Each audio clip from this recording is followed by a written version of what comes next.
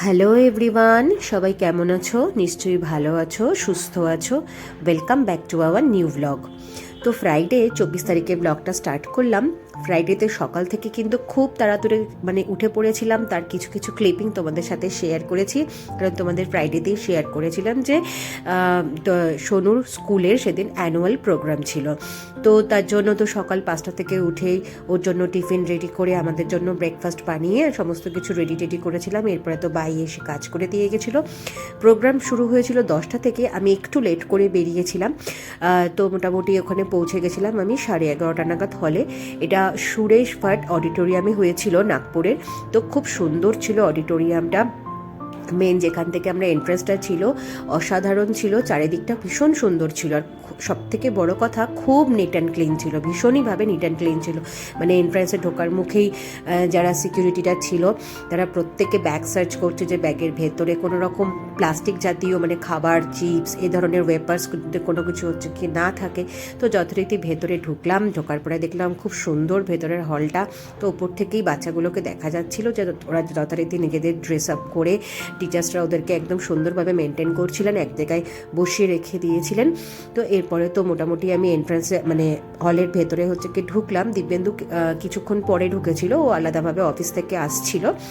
তো আমি ঢোকার মোটামুটি আধা ঘন্টা পরেই ও এসে গেছিলো। তো আমি হলে ঢুকে জাস্ট চারিদিকটা একটুখানি ভিডিও করে নিয়েছিলাম। অডিটোরিয়ামটা সত্যি খুব সুন্দর ছিল, যথারীতি যেরকম হয় আমাদের কলকাতাতেও এরকম বড় বড় অনেক অডিটোরিয়াম রয়েছে। তবে সত্যি কথা বলতে অডিটোরিয়ামটা সত্যি সুন্দর। আর আবারও বলছি, সত্যি খুব নিট অ্যান্ড ক্লিন ছিল। যাই হোক, এরপরে তো যথারীতি যেরকম ফার্স্টেই কোনো প্রোগ্রাম শুরু হওয়ার আগে স্কুলের যারা থাকেন টিচার্সরা, চিফ গেস্ট, তাদের হচ্ছে কি কিছুক্ষণ বক্তৃতা চলছিলেন। এরপরে তো ওদের মেন যে প্রোগ্রামটা সেটা শুরু হলো 12:30 নাগাদ। তো ওদের কিন্তু থিম ছিল হচ্ছে শিবাজি মহারাজ। খুব সুন্দর করেছিলেন কিন্তু এই প্রোগ্রামটা। 2.5 ঘন্টার মধ্যে প্রোগ্রামটা শেষ হয়েছিল। খুব ছোট্টর মধ্যে খুব সুন্দর কিন্তু একটা পাওয়ার প্যাক প্রোগ্রাম হয়েছিল।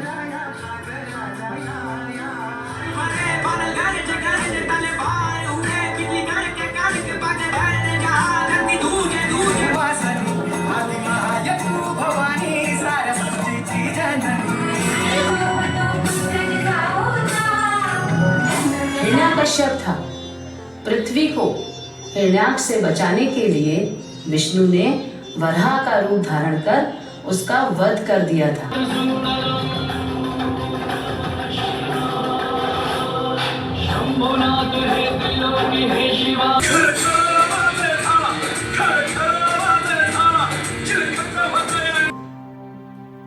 এরপরে তো প্রোগ্রাম মোটামুটি 2.5 ঘন্টার মধ্যে 2:30 থেকে 3টের মধ্যে শেষ হয়ে যাওয়ার পরে আমরা বাইরে বেরিয়ে এসে যথারীতি আমি, দিব্যেন্দু, সোনু একটুখানি ফটোশ্যুট করে নিলাম।